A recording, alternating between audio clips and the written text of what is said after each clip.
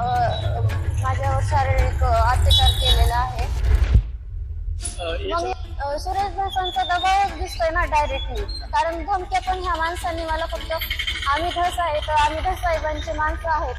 आता एक तर त्यांनी माझ्याशी लग्न करावं, नाहीतर मग त्याला योग्य ती कारवाई होऊन शिक्षा व्हावी. बीडच्या जिल्हाधिकारी कार्यालयासमोर उपोषणाला बसलेल्या या तरुणीने धक्कादायक आरोप केले. आपल्याला लग्नाचा आमिष दाखवून शारीरिक अत्याचार झाले, त्यानंतर तक्रार केल्यानंतर पोलिसांकडून दिशाभूल केली गेली.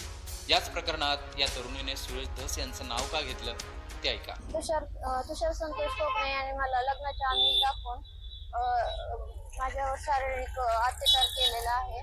शारीरिक संबंध ठेवले, मला खोटं बोललं त्याने. आणि धस साहेबांचं नातेवाईक म्हणूनच त्याने विश्वासात घेतलं. धस साहेबांचे नातेवाईक म्हणूनच त्याने नाही का माझ्यावर दबाव टाकला, राजकीय दबाव.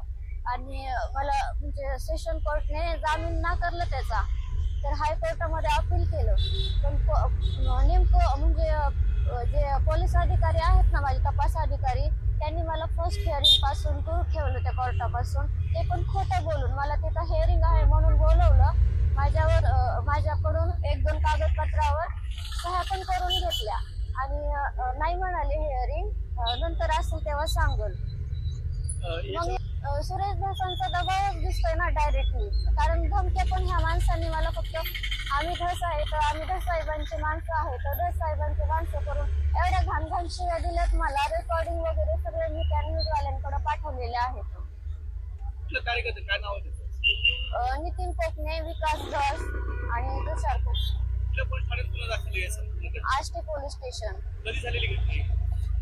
घटना नोव्हेंबर-डिसेंबर 2021 ला, आणि ते व्यक्ती आला होता एप्रिल 2024 मध्ये. आणि मी पोलीस स्टेशनला मे 2024 ला गेले होते, 2023 ला गेले होते. आणि मे मध्ये गेले तर 1 महिना त्या आरोपीच्या चुलत्यानं आरोपीला फरार करून ठेवलं. आणि तोच सगळा पुढाकार घेऊन बोलायला लागला तिथं पोलीस स्टेशन मध्ये येऊ. आणि मला खूप दबाव टाकला त्यांनी. राजकीय लोकांना तिथं पोलीस स्टेशन मध्ये घेऊन येऊ लागला, पुन्हा त्याच्या नातेवाईकांना घेऊन आला. आता एक तर त्यांनी माझ्याशी लग्न करावं, नाहीतर मग त्याला योग्य ती कारवाई होऊन शिक्षा व्हावी. तर आष्टी तालुक्यात या युवतीवर नोव्हेंबर 2021 मध्ये अत्याचार करण्यात आला होता असा आरोप तिने केला. या प्रकरणातील आरोपी तुषार कोकणे याच्या विरोधात गुन्हा दाखल करण्यात आलेला आहे.